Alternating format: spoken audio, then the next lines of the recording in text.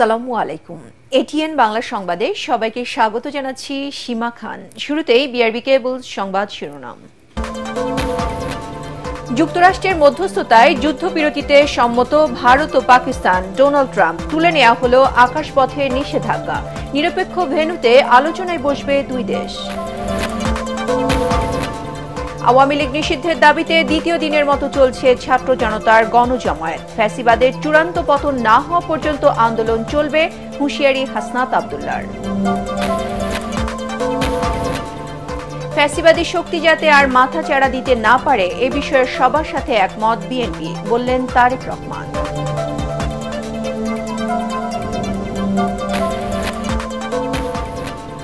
দেশের উদ্ভূত পরিস্থিতিতে রাতে যমুনায় চলছে উপদেষ্টা পরিষদের জরুরি বৈঠক। সভাপতিত্ব করছেন প্রধান উপদেষ্টা ডক্টর মোহাম্মদ ইউনূস। এবং শেখ হাসিনাকে দেশে ফেরাতে কাজ করছে ইন্টারপোল, জানালেন স্বরাষ্ট্র উপদেষ্টা। সাবেক রাষ্ট্রপতি আব্দুল হামিদের দেশ ত্যাগে বিভিন্ন সংস্থার গাফিলতি খতিয়ে দেখা হচ্ছে। শুনছিলেন বিআরবি কেবল সংবাদ শিরোনাম। এবারে জানাবো বিস্তারিত। অবশেষে যুদ্ধবিরতিতে রাজি হল ভারত পাকিস্তান। মার্কিন প্রেসিডেন্ট ডোনাল্ড ট্রাম্পের মধ্যস্থতায় এই যুদ্ধবিরতিতে রাজি হয়েছে দুই দেশ। বিকেলে সংবাদ সম্মেলনে যুদ্ধবিরতির কথা নিশ্চিত করেছে ভারত ও পাকিস্তানের পররাষ্ট্র দপ্তর। একই সাথে বিমান চলাচলের জন্য তুলে নেওয়া হয়েছে দুদেশের আকাশপথে জারি করা নিষেধাজ্ঞাও। শিগগিরই নিরপেক্ষ কোনো দেশে ভারত পাকিস্তান বৈঠকে বসবে বলেও জানান মার্কিন পররাষ্ট্রমন্ত্রী মার্কো রুবিও। এদিকে যুদ্ধবিরতি কার্যকর হওয়ায় উল্লাস করেছেন পাক ভারত সীমান্ত এলাকার মানুষ। যদিও আজ সকাল পর্যন্ত কাশ্মীরের নিয়ন্ত্রণ রেখা বরাবর ভারী গোলাবর্ষণ ও গুলি বিনিময় করেছে দুপক্ষ। এতে মারা গেছে 11 বেসামরিক নাগরিক। জাহিদুল আলমের রিপোর্টে বিস্তারিত। অবশেষে পাগলাটে বলে খ্যাত ট্রাম্পের হাত ধরেই শান্তি ফিরল ভূস্বর্গ কাশ্মীরে। আলোচনায় বসতে রাজি হয়েছে চিরশত্রু দুই দেশ। মার্কিন পররাষ্ট্রমন্ত্রী মার্কো রুবিও এক বিবৃতিতে জানান, ভারত ও পাকিস্তান সরকার অবিলম্বে যুদ্ধবিরতিতে সম্মত হয়েছে। তারা একটি নিরপেক্ষ স্থানে এই ইস্যু নিয়ে আলোচনায় বসতেও রাজি। পাকিস্তানের director general military operations DGM ভারতীয় সময় 3:35 ভারতের ডিরেক্টর জেনারেল মিলিটারি অপারেশনসকে ফোন দিয়েছিলেন। তাদের দুজনের আলোচনায় ভারতীয় সময় শনিবার বিকেল 5টা থেকে উভয় পক্ষই স্থল, আকাশ ও জলপথে সামরিক কর্মকাণ্ড বন্ধ করবে বলে সিদ্ধান্ত হয়েছে।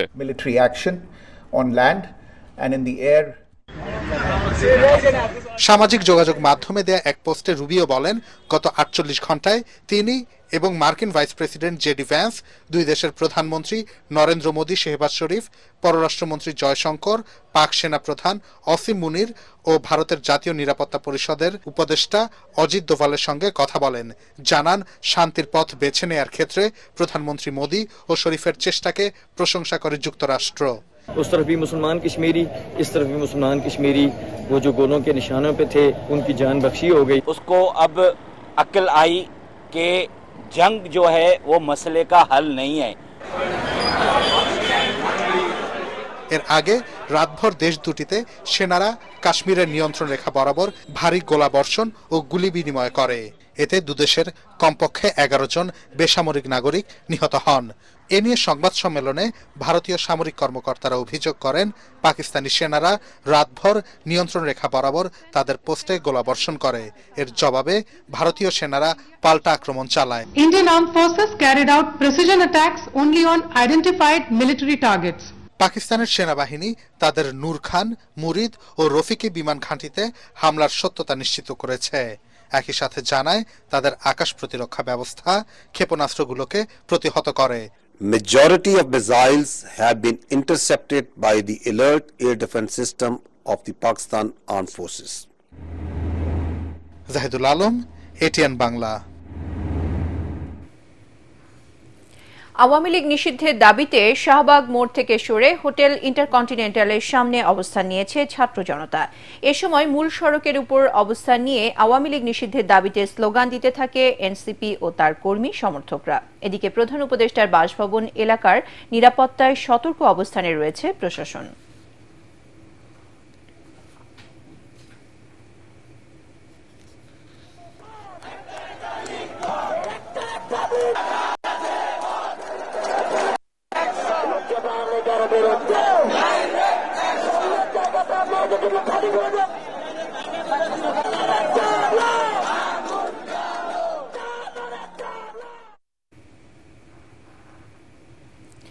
এদিকে শাহবাগে ফ্যাসিবাদের চূড়ান্ত পতন হবে বলে হুঁশিয়ারি দিয়েছে ফ্যাসিবাদ বিরোধী জাতীয় ঐক্য।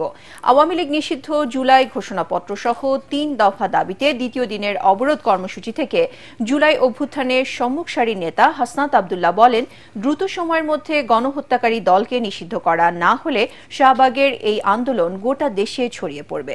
শাহবাগের গণজামায়াতে এদিন জাতীয় নাগরিক পার্টি, এনসিপি, ইসলামী আন্দোলন বাংলাদেশ, হেফাজতে ইসলাম, জামায়াতে ইসলামী সহ বিভিন্ন রাজনৈতিক দল ও সংগঠন যোগ দেয়। রিপোর্ট করছেন আদ্দিন সজীব।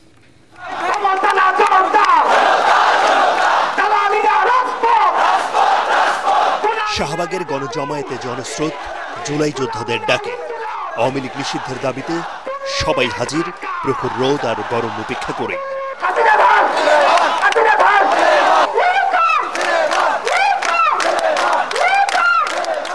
দুপুর গড়িয়ে বিকেল আসতেই চেহারা বদলে যায় শাহবাগের। লোকের লোকারণ্য চারপাশ।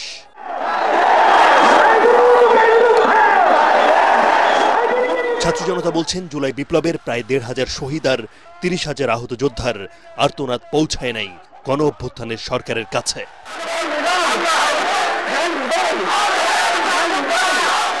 এজন্যই সন্ত্রাসী সংগঠন হিসেবে আওয়ামী লীগ নিষিদ্ধের দাবিতে রাজপথে ফ্যাসিবাদ বিরোধী প্রায় সব রাজনৈতিক দল, সংগঠন এবং পক্ষ।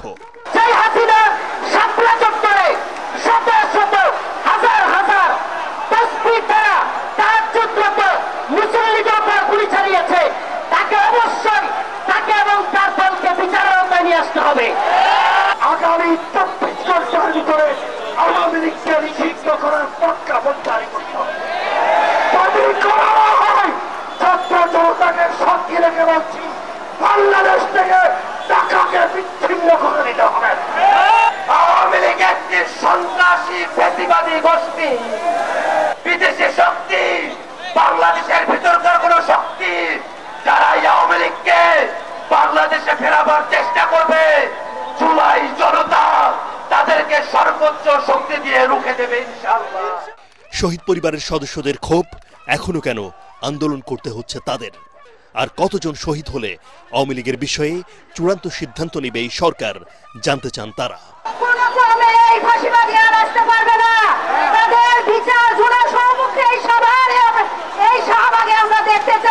আমরা আশা করেছিলাম যে ইন্টারিম খুব দ্রুততম সময়ে এই ব্যাপারে ব্যবস্থা নেবে, কিন্তু গত ৯ মাস ধরে আমরা দেখছি যে তারা গড়িমসি করছেন, দেরি করছেন, ডিলে করছেন। ফ্যাসিবাদ বিরোধী জাতীয় ঐক্যের অন্যতম সংগঠক হাসনাত আব্দুল্লাহ বলেন, আওয়ামী লীগ নিষিদ্ধের সময় যত দীর্ঘ হবে এই আন্দোলন ততই বড় হবে। যে কোনো মূল্যেই আওয়ামী লীগকে নিষিদ্ধ করতে সব রাজনৈতিক দলকে ঐক্যবদ্ধ হওয়ার আহ্বান জানান তিনি। ২০১৩ সালে যে শাহবাগ হয়েছে, এই শাহবাগে ফ্যাসিবাদের পদধ্বনি শোনা গিয়েছে। আমরা এই শাহবাগ থেকে ফ্যাসিবাদের পতন ধরে আমরা কফিনের শেষ পেন একটা মারব। শাহবাগের পাশাপাশি সারা দেশে জুলাই অভ্যুত্থানের গুরুত্বপূর্ণ পয়েন্টে জমায়েত করে বিক্ষোভ করে ছাত্র জনতা। সবার বিশ্বাস, আন্দোলনের এই সময় দীর্ঘ হবে না। ফ্যাসিবাদ বিরোধী জাতীয় ঐক্য বলছে, এই আন্দোলন অর্থাৎ শাহবাগের এই যে জাগরণ, সেটা আরো বড় হওয়ার আগে অন্তর্বর্তী সরকারকে দ্রুত সময়ের মধ্যে আওয়ামী লীগকে নিষিদ্ধ করতে হবে, জুলাই সনদ দিতে হবে এবং আইসিটি অ্যাক্টের সংশোধন আনতে হবে। তা না হলে সারা বাংলাদেশের এই ব্লকেট ছড়িয়ে পড়তে পারে। আদ্দিন সজীব, এটিএন বাংলা, শাহবাগ, ঢাকা। ফ্যাসিবাদী শক্তি যাতে আর মাথাচাড়া না দিতে পারে এ বিষয়ে বিএনপি সবার সাথে একমত বলে জানিয়েছেন দলের ভারপ্রাপ্ত চেয়ারম্যান তারেক রহমান। চেয়ারপারসনের গুলশান কার্যালয়ে বৌদ্ধ সম্প্রদায়ের সাথে শুভেচ্ছা বিনিময় অনুষ্ঠানে তিনি অভিযোগ করেন, সংখ্যালঘু জনগোষ্ঠীর মধ্যে আতঙ্কের পরিবেশ তৈরি করে তাদের হীনস্বার্থ ব্যবহার করতে প্রতীত স্বৈরাচার আওয়ামী লীগ। কেউ যেন আর গণতন্ত্র প্রতিষ্ঠায় বাধা হতে না পারে সে বিষয়ে সবাইকে সতর্ক থাকার আহ্বান জানান তারেক রহমান। কামরুজ্জামান রাজীবের রিপোর্ট।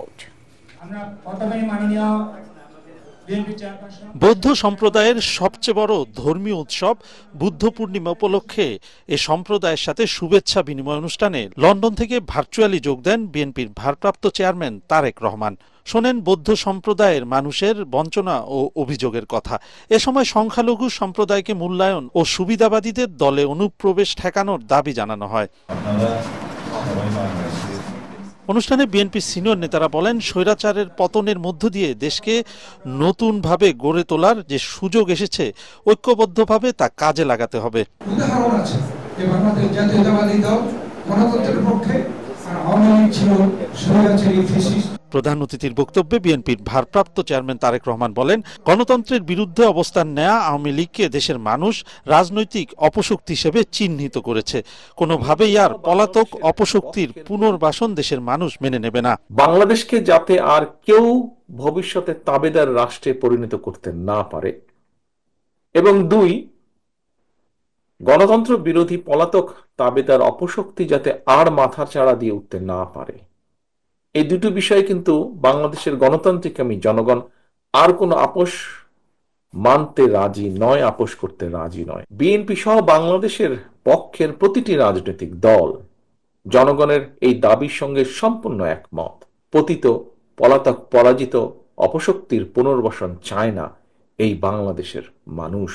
বিএনপি অন্তর্বর্তী সরকারের সফলতা দেখতে চায় দাবি করে তারেক রহমান বলেন, অন্তর্বর্তী সরকারের কর্মকাণ্ড নিয়ে দেশবাসীর মধ্যে যাতে বিভ্রান্তি তৈরি না হয়, সরকারকেই তা নিশ্চিত করতে হবে। সরকারের কার্যক্রম সম্পর্কে যাতে জনগণের সামনে একটা স্বচ্ছ ধারণা থাকে, এ কারণেই কিন্তু বিএনপি প্রথম থেকেই অন্তর্বর্তীকালীন সরকারের কাছে তাদের একটি কর্ম পরিকল্পনার পথ নকশা ঘোষণার আহ্বান বারবার জানিয়ে আসছে। ফ্যাসিবাদ বিরোধীদের মধ্যে যাতে কোনো বিভেদ তৈরি না হয়, সেজন্য পলাতক স্বৈরাচারের দুষ্কর্ম গণমাধ্যমের মাধ্যমে প্রতিনিয়ত জনগণের সামনে তুলে ধরার আহ্বান জানান তারেক রহমান। কেউ যেন আপনার আমাদের গণতান্ত্রিক রাজনৈতিক অধিকার, ভোটের অধিকার কুক্ষিগত করে রাখার ষড়যন্ত্র করতে না পারে, সতর্ক এবং সজাগ থাকতে হবে।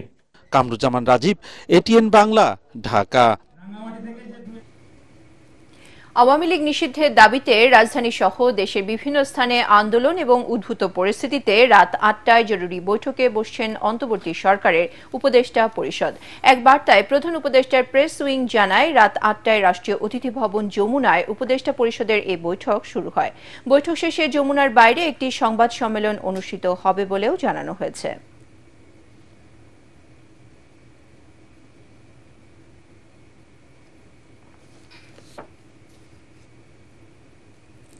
দেশের মানুষ আর আওয়ামী লীগকে দেখতে চায় না বলে মন্তব্য করেছেন বিএনপি মহাসচিব মির্জা ফখরুল ইসলাম আলমগীর। বিকেলে চট্টগ্রামের ঐতিহাসিক পোলো গ্রাউন্ড মাঠে তারুণ্যের সমাবেশে যোগ দিয়ে তিনি এ মন্তব্য করেন। এ সময় তিনি দেশের স্বাধীনতার সার্বভৌমত্ব বিপন্ন করে কোনো কিছু করতে দেওয়া হবে না বলেও হুঁশিয়ারি দেন। এদিকে বিএনপির তারুণ্যের সমাবেশে যোগ দিয়ে চট্টগ্রামের ক্রীড়াঙ্গনকে এগিয়ে নেয়ার কথা জানান তামিম ইকবাল। চট্টগ্রাম থেকে আরো জানাচ্ছেন সৈয়দ তামিম মাহমুদ। ছাত্র, তরুণ এবং তীব্র তাপদাহ উপেক্ষা করে দুপুর থেকেই হাজার হাজার নেতাকর্মী আসতে থাকেন তারুণ্যের এই সমাবেশে। বিকেল 3টার আগেই কানায় কানায় ভরে যায় পোলো গ্রাউন্ড মাঠ। এ সময় বক্তারা বলেন, নির্বাচনকে বিলম্বিত করতে সংস্কার নামে সময়ক্ষেপণের খেলা চলছে, আর এর ফলে নানা সমস্যা সৃষ্টি হচ্ছে, যা আওয়ামী লীগকে আবারও ফিরে আসার সুযোগ করে দিচ্ছে। এই ধরনের কর্মকাণ্ড কোনোভাবেই মেনে নেওয়া হবে না বলেও জানান বক্তারা। এ সময় বিএনপি মহাসচিব বলেন, গেল 15 বছর গোটা জাতির ওপর নির্যাতন চালিয়েছে আওয়ামী লীগ। বাংলাদেশের মানুষ আওয়ামী লীগকে আর দেখতে চায় না বলেও মন্তব্য করেন তিনি।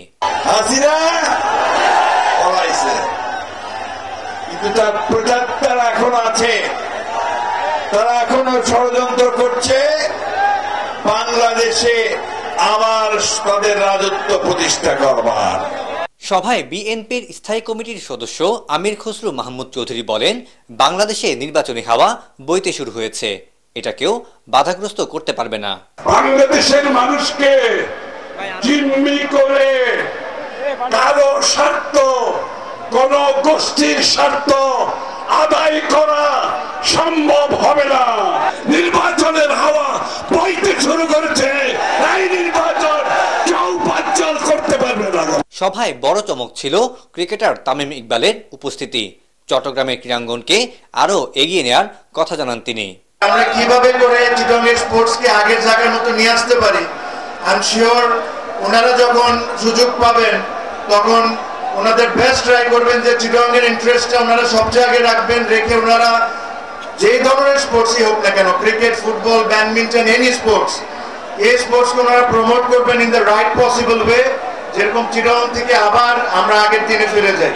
তারুণ্যের রাজনৈতিক অধিকার প্রতিষ্ঠার লক্ষ্যে সমাবেশে চট্টগ্রাম সহ 3 পার্বত্য জেলা নোয়াখালী, লক্ষ্মীপুর, চাঁদপুর, ফেনী, কুমিল্লা ও ব্রাহ্মণবাড়িয়া জেলার নেতাকর্মীরা অংশ নেন। সৈয়দ তাম্মিম মাহমুদ, এটিএন বাংলা, চট্টগ্রাম। জোরে কথা বলে আর নাটক করে ভারতীয় গণমাধ্যমগুলো বিনোদনের মাধ্যমে পরিণত হয়েছে। সেখানে কোনো দায়িত্বশীল সাংবাদিকতা নেই। তাদের দায়িত্বশীল মিডিয়াগুলো প্রকৃতপক্ষে কতটা ভালো সাংবাদিকতা করছে সেটাই দেখার বিষয়। যশোরে পাথরা পল্লী উন্নয়ন মাধ্যমিক বিদ্যালয়ের পুনর্মিলনী অনুষ্ঠানে অংশ নিয়ে ভারতীয় মিডিয়া নিয়ে এমন মন্তব্য করেন প্রধান উপদেষ্টার প্রেস সচিব শফিকুল আলম। তিনি আরও বলেন, বাংলাদেশের ফ্যাসিস্টের পতনে ভারতের মাথা খারাপ হয়ে গেছে। এ কারণে তারা বাংলাদেশের কয়েকটি মিডিয়ার সম্প্রচার সে দেশে বন্ধ করেছে। তবে এ ধরনের পদক্ষেপ অন্তর্বর্তী সরকার নিতে চায় না বলেও জানান তিনি।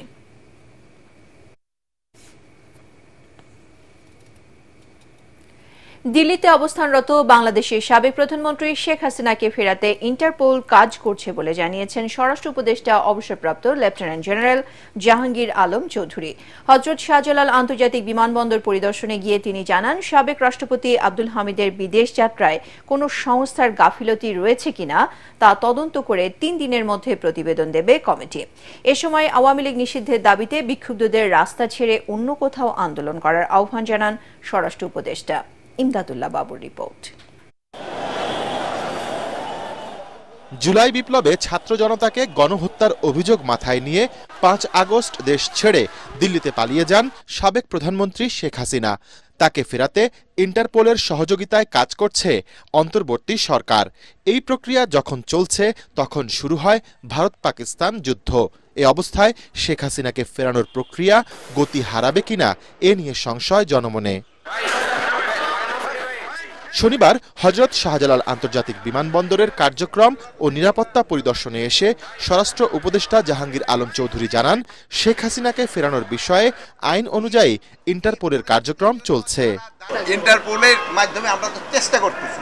অনেক তো জানেন যে এটা তো ইন্টারপোল তো আমার কথার সাথে সাথে তো কাজ করবে না, ওটা তাদের আইন কানুন মতো তারা ব্যবস্থা নেবে। তিনি আরো বলেন, হত্যা মামলা থাকায় আওয়ামী লীগ সরকারের সাবেক রাষ্ট্রপতি আব্দুল হামিদকে দেশ ত্যাগ না করতে কোন সংস্থার নির্দেশনা ছিল কিনা তা জানে না স্বরাষ্ট্র মন্ত্রণালয়। রিপোর্ট সাবমিট করার পরেই যারা এটার জন্য দোষী তাদের এগেইনস্টে আইনানুগ ব্যবস্থা নেওয়া। কেশবগড় থেকে এসপি অফিস থেকে যদি স্বরাষ্ট্র মন্ত্রণালয়ে কোনো কাগজ পাঠাইছে আমার জানা নাই। এই জন্য কিন্তু একটা ইনকোয়ারি কমিটি করা হয়েছে, যেহেতু ইনকোয়ারি কমিটিটা এটা পুঙ্খানুপুঙ্খানু দেখে এটার বিরুদ্ধে একটা আইনানুগ ব্যবস্থা নেওয়ার জন্য বলবে, এবং এটার জন্য যারা দোষী তারা কেউ আইনের আওতায় তাদের শাস্তি পেতেই হবে। আওয়ামী লীগ নিষিদ্ধের দাবিতে আন্দোলনকারীদের জনভোগান্তি সৃষ্টি না করতেও অনুরোধ করেন স্বরাষ্ট্র উপদেষ্টা। সবারই দাবি দাওয়াটা যদি রাস্তা ছেড়ে এমন জায়গায় করে যেখানে জনগণের ভোগান্তি না হয় ওই জায়গায় করতে পারলে সবচেয়ে ভালো। ইমদাদুল্লাহ বাবু, এটিএন বাংলা, ঢাকা। নাগরিকদের অধিকার সুরক্ষিত করতে পারবে এমন জাতীয় সনদ তৈরিতে জাতীয় ঐক্যমত্য কমিশন কাজ করছে বলে জানিয়েছেন কমিশনের সহ সভাপতি ডক্টর আলী রিয়াজ। তিনি বলেন, রাষ্ট্র সংস্কারের এই সুযোগ কাজে লাগাতে হবে। United Peoples Democratic Front UPDF এর সাথে আলোচনায় এসব কথা বলেন তিনি। এ সময় চট্টগ্রামে 3 পার্বত্য জেলায় স্বায়ত্তশাসন প্রতিষ্ঠার দাবি জানায় দলটি। রাষ্ট্রের সকল প্রতিষ্ঠানের জবাবদিহিতা নিশ্চিত করতে হবে এমন এক ব্যবস্থার মধ্য দিয়ে যেখানে নাগরিক যেন কোনো অবস্থাতেই মনে না করেন যে তার অধিকার ভুলুণ্ঠিত হয়েছে, তার যেন এই অধিকার থাকে, এই প্রতিষ্ঠান থাকে যা তার অধিকারকে সুরক্ষা করবে। সেই গণতান্ত্রিক রাষ্ট্র প্রতিষ্ঠার ক্ষেত্রে যে রাষ্ট্র মানবিক মর্যাদা নিশ্চিত করে, সামাজিক সুবিচার নিশ্চিত করে, সকলের মধ্যে সাম্য প্রতিষ্ঠা করে, সেই লক্ষ্যে আমরা সকলে কাজ করার চেষ্টা করছি। বাংলাদেশের সার্বভৌমত্ব রক্ষায় সক্ষমতা বাড়ানো উচিত, তবে এই মুহূর্তে পরমাণু কর্মসূচির দিকে যাওয়া ঠিক হবে না বলে মনে করছেন নিউক্লিয়ার বিশেষজ্ঞরা। রূপপুর পারমাণবিক বিদ্যুৎ কেন্দ্র থেকে বোমা তৈরির আলোচনা থাকলেও তার কোনো সুযোগ নেই বলেও জানান তারা। রিপোর্ট মাহবুব কবির চপলের।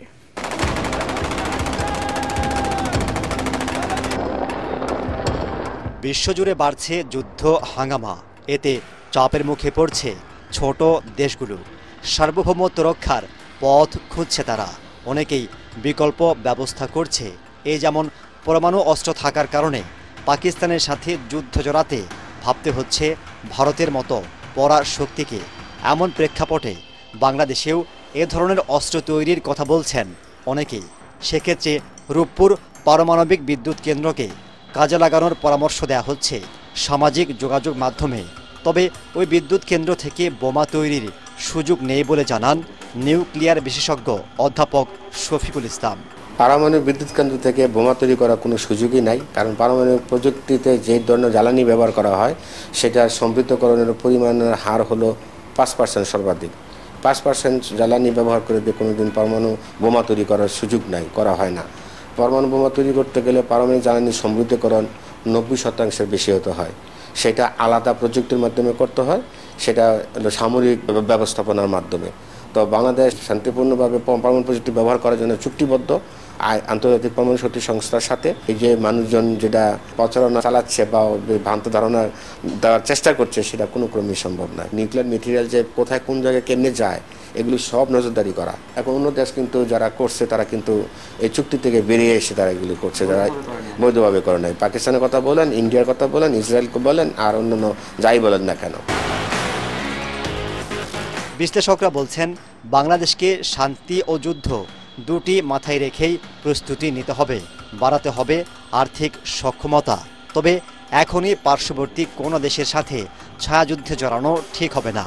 ছোট রাষ্ট্রের প্রথমে যদি মিলিটারাইজেশনের দিকে যায়, সেটা আপনার পাকিস্তানের দিকে তাকান, আপনি নর্থ কোরিয়ার দিকে তাকান, সেটা হবে আপনার যে মানবাধিকারগুলো ওখানে থাকে না এবং হিউম্যান সিকিউরিটি সেখানে প্রচণ্ডভাবে বাধাগ্রস্ত হয়। সো আমার কাছে মনে হয় যে ছোট রাষ্ট্রগুলোর ইকোনমিক মুক্তির কাজ করা আগে দরকার, তারপরে যদি মনে হয় তাদের ভালনারেবিলিটি আছে সেই জায়গায় মিলিটারাইজেশনে যেতে পারে। মিয়ানমারের সঙ্গে আমাদের সম্পর্ক কিন্তু ভালো না।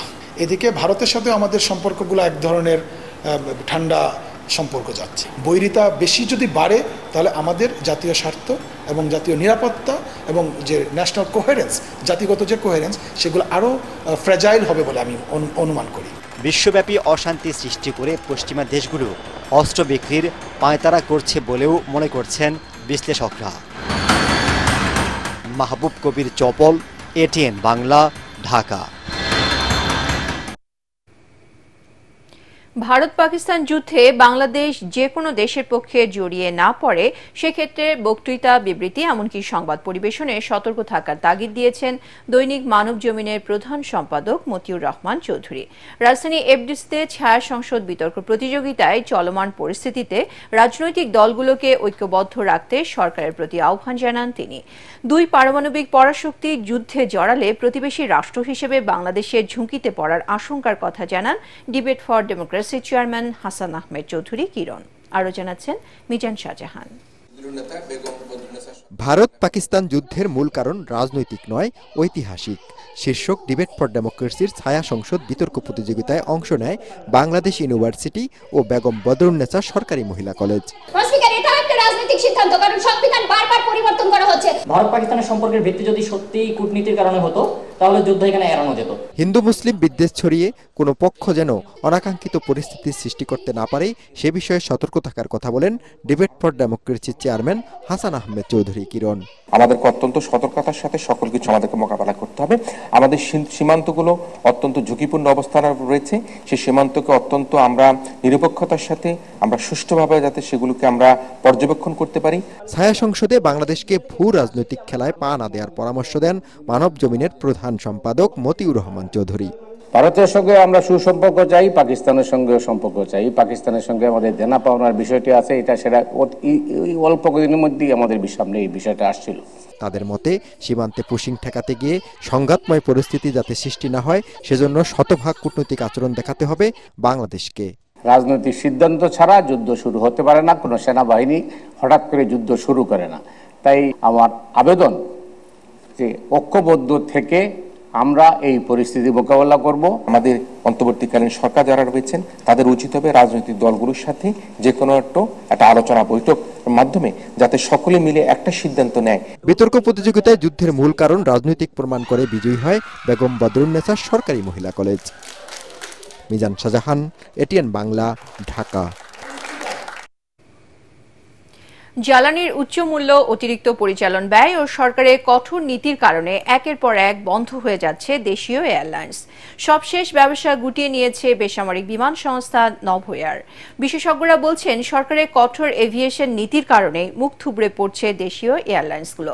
গেল ২৮ বছরে বন্ধ হয়েছে প্রায় ডজন খানেক প্রতিষ্ঠান। তবে বেবিচক বলছে দেশীয় এয়ারলাইন্স শিল্পের সুরক্ষায় কাজ করছেন তারা। তরিক ইসলামের রিপোর্ট। দেশে বেসরকারি খাতের ৩টি এয়ারলাইন্সের মধ্যে অন্যতম নভোএয়ার। এক যুগেরও বেশি সময় ধরে ১ লাখেরও বেশি ফ্লাইট চালিয়ে প্রায় ৭০ লাখ যাত্রীকে সেবা দিয়েছে উড়োজাহাজ সংস্থাটি। হঠাৎ চলতি মাসের শুরুতে বন্ধ করে দেওয়া হয়েছে তাদের সকল কার্যক্রম। প্রতিষ্ঠানটির কর্ণধর বলছেন সরকার ও নিয়ন্ত্রক সংস্থার কঠোর নীতির কারণেই বন্ধ হয়ে যাচ্ছে দেশীয় এয়ারলাইন্স। পলিসিগুলো আমাদের এয়ারলাইন সাস্টেইন করা এবং গ্রো করার জন্য কন্ডিসিভ না। পলিসিগুলো বরঞ্চ আমাদের হাত পা বেঁধে রাখে। একই অভিযোগ এভিয়েশন বিশেষজ্ঞদের। তারা বলছেন সরকারের এভিয়েশন নীতি, জ্বালানির চড়া দাম, অতিরিক্ত পরিচালন ব্যয়ের কারণেই প্রতিযোগিতায় টিকতে পারছে না দেশীয় এয়ারলাইন্সগুলো। রয়েছে ৭২% সারচার্জের বোঝাও, যা পার্শ্ববর্তী দেশের তুলনায় কয়েক গুণ বেশি। ওয়ার্ল্ডের মোস্ট অফ দ্য কান্ট্রি থেকেও বেশি আমরা সারচার্জ পে করি। দেশীয় প্রাইভেট এয়ারলাইন্সগুলো সহজ হতে লোন পায় না, ফান্ড রেজ করতে পারে না, ইনভেস্টর আসতে চায় না। প্লাস আমাদের এনবিআর কখনোই সুবিবেচনা করে না, যার কারণে অনেক উদ্যোক্তারা ফিরে গেছে। এসব কারণে এরই মধ্যে বন্ধ হয়ে গেছে দেশের প্রায় ডজনখানিক এয়ারলাইন্স প্রতিষ্ঠান। তবে পরিস্থিতির উন্নয়নে এভিয়েশন বান্ধব নীতি প্রণয়নের আশ্বাস দিলেন বেবিচক চেয়ারম্যান। হ্যাঙ্গার ভাড়ার ব্যাপারে আমরা একটা পদক্ষেপ নিয়েছি যাতে সহনীয় পর্যায়ে হয়। আমরা যেন সিভিল এভিয়েশন, আমরা যেন জেনারেল এভিয়েশন এবং ওনাদেরকে ফ্লারিশ করতে দিতে পারি, সেরকম একটা এনভায়রনমেন্ট কিন্তু আমরা তৈরি করছি। দেশের আকাশপথে যাত্রী চাহিদার ৮০% এখন বিদেশি এয়ারলাইন্সের হাতে। ফলে রাজস্ব হারাচ্ছে বাংলাদেশ। একের পর এক বন্ধ হচ্ছে দেশীয় এয়ারলাইন্স কোম্পানিগুলো, আর তাতেই দেশীয় এ বাজার দখল করে নিচ্ছে বিদেশি উড়োজাহাজ কোম্পানিগুলো।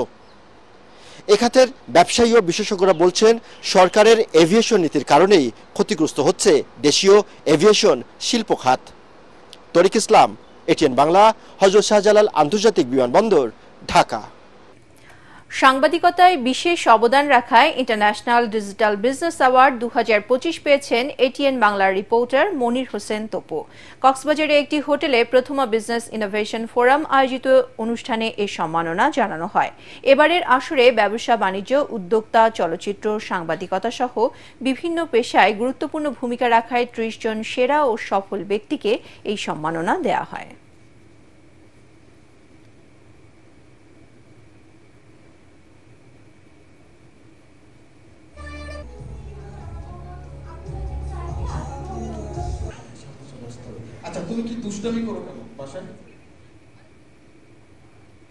বৃত্তি পরীক্ষা আবার চালু করা যায় কিনা সরকার তা বিবেচনা করছে বলে জানিয়েছেন শিক্ষা উপদেষ্টা ডক্টর চৌধুরী রফিকুল আবরার। তিনি বলেন, শিক্ষার পাশাপাশি অন্যান্য ক্ষেত্রে প্রতিভার উন্মেষ ঘটাতে শিক্ষার্থীদের জন্য প্রয়োজনীয় সবকিছুই করবে সরকার। রাজধানীতে প্রাথমিক ও গণশিক্ষা মন্ত্রণালয় আয়োজিত জাতীয় প্রাথমিক শিক্ষা সপ্তাহের উদ্বোধন ও শিক্ষা পদক 2024 প্রদান অনুষ্ঠানে উপদেষ্টা এসব কথা বলেন। মানসম্মত শিক্ষা ব্যবস্থা নিশ্চিত করতে শিক্ষকদের পাশাপাশি সবাইকে এগিয়ে আসার আহ্বান জানান তিনি। এতে সভাপতিত্ব করেন প্রাথমিক ও গণশিক্ষা উপদেষ্টা অধ্যাপক বিধান রঞ্জন রায় পোদ্দার।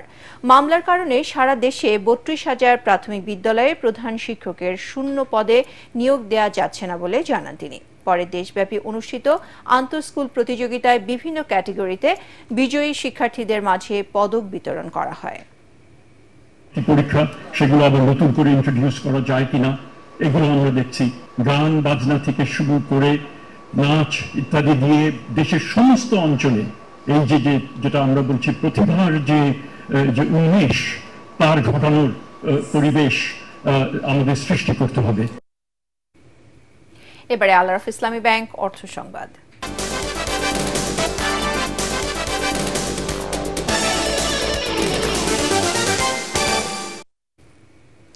চট্টগ্রামের জেলা পরিষদ ভবনে ট্রেড প্রসেসিং ইউনিট উদ্বোধন করেছে আল আরাফাহ ইসলামী ব্যাংক পিএলসি। অনুষ্ঠানে প্রধান অতিথি ছিলেন ব্যাংকের ব্যবস্থাপনা পরিচালক মোহাম্মদ রাফাতুল্লাহ খান।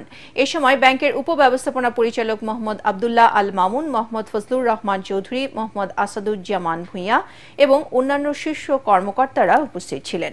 ব্যাংকের প্রধান কার্যালয়ের তত্ত্বাবধানে পরিচালিত সম্পূর্ণ অটোমেটেড ও অনলাইন ট্রেড প্রসেসিং ইউনিটের মাধ্যমে চট্টগ্রাম অঞ্চলের আমদানি রপ্তানি বাণিজ্য ও রেমিটেন্স আহরণ আরো সহজ ও দ্রুত হবে। এবারে খেলার খবর।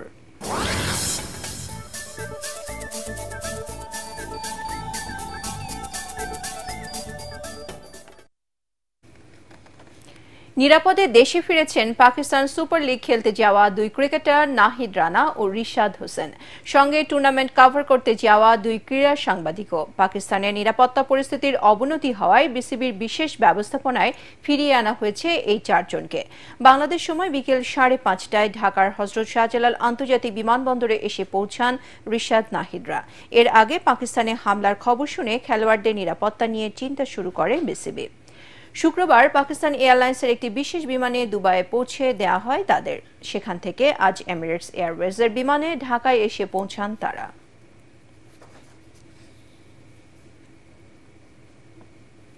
সংবাদ শেষ করার আগে বিআরবি কেবল শিরোনামগুলো আরও একবার।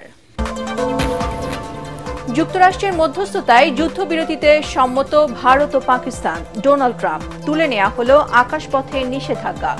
নিরপেক্ষ ভেন্যুতে আলোচনায় বসবে দুই দেশ। আওয়ামী লীগ নিষিদ্ধের দাবিতে দ্বিতীয় দিনের মতো চলছে ছাত্র জনতার গণজমায়েত। ফ্যাসিবাদের চূড়ান্ত পতন না হওয়া পর্যন্ত আন্দোলন চলবে, হুঁশিয়ারি হাসনাত আব্দুল্লাহর। ফ্যাসিবাদী শক্তি যাতে আর মাথা চাড়া দিতে না পারে এ বিষয়ে সবার সাথে একমত বিএনপি, বললেন তারেক রহমান।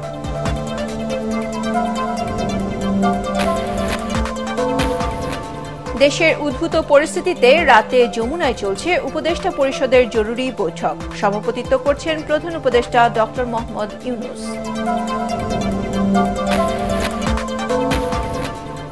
এবং শেখ হাসিনাকে দেশে ফেরাতে কাজ করছে ইন্টারপোল, জানালেন স্বরাষ্ট্র উপদেষ্টা। সাবেক রাষ্ট্রপতি আব্দুল হামিদের দেশ ত্যাগে বিভিন্ন সংস্থার গাফিলতি খতিয়ে দেখা হচ্ছে।